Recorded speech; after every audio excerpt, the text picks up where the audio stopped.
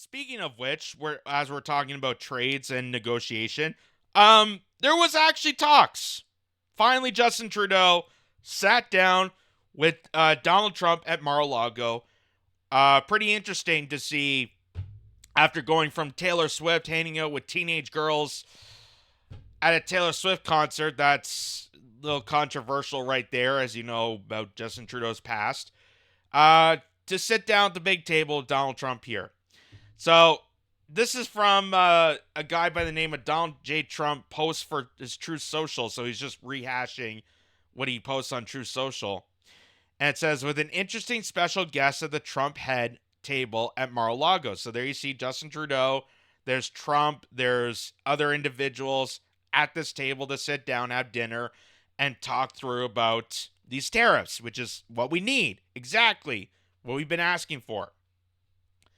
So CTV News says, during a surprise dinner at Mar-a-Lago, representatives of the federal government were told U.S. tariffs from the incoming Donald Trump administration cannot be avoided in the immediacy, as Trump voraciously believes in the effectiveness of tariffs. But solutions in the longer term are on the table, particularly if the border is secure. Two government sources who were at the meeting tell CTV News. Prime Minister Justin Trudeau met with Trump and members of his team on Friday evening in West Palm Beach, Florida, where sources say border security and trade were discussed.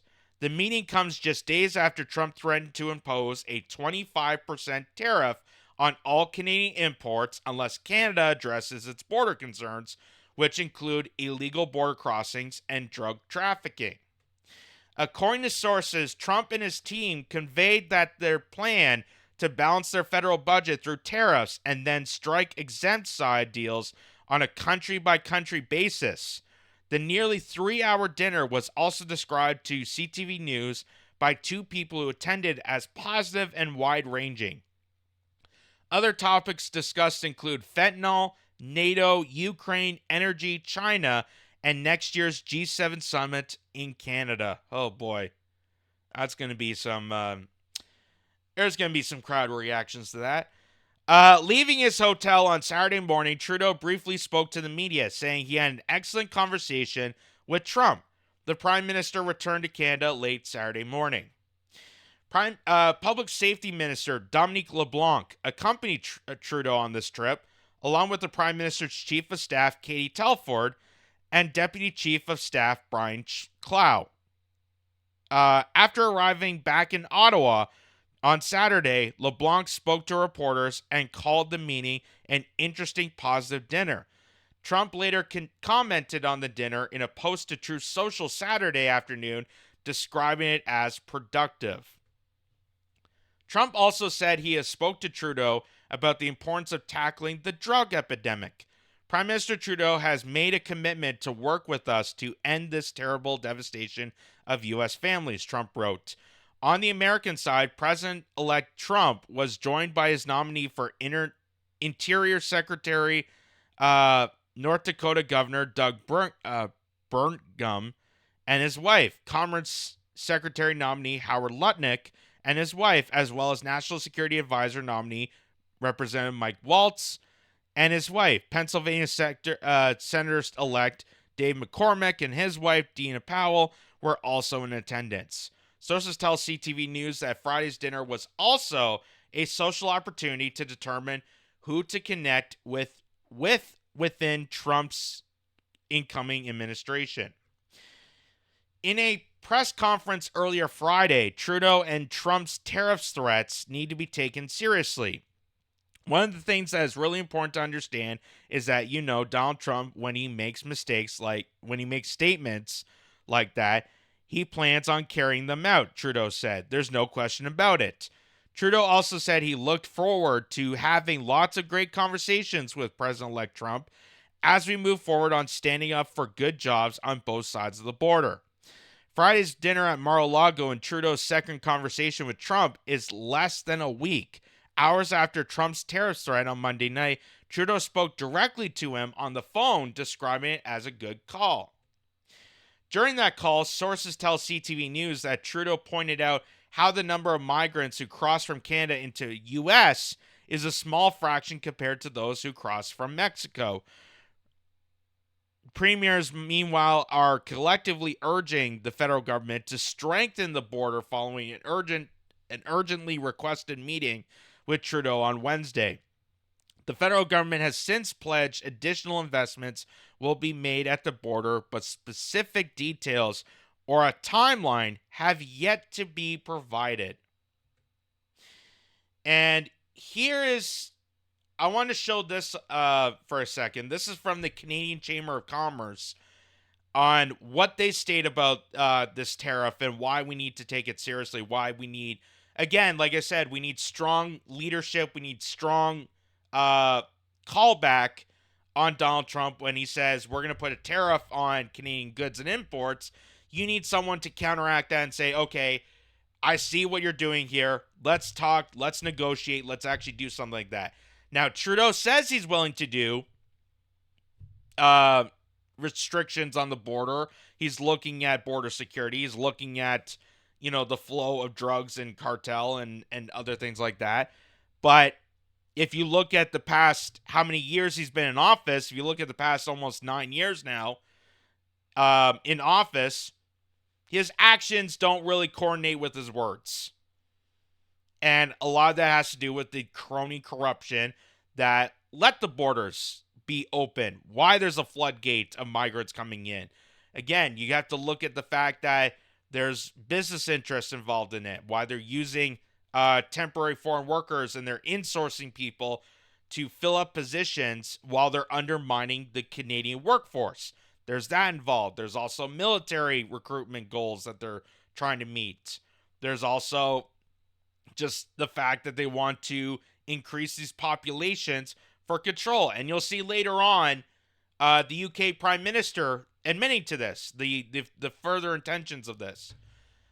So the Canadian Chamber of Commerce put this together and says, building on its recent Partners in Prosperity report, these new findings highlight the far-reaching consequences for both economics in the scenario where other countries impose regulatory tariffs on their imports from the United States.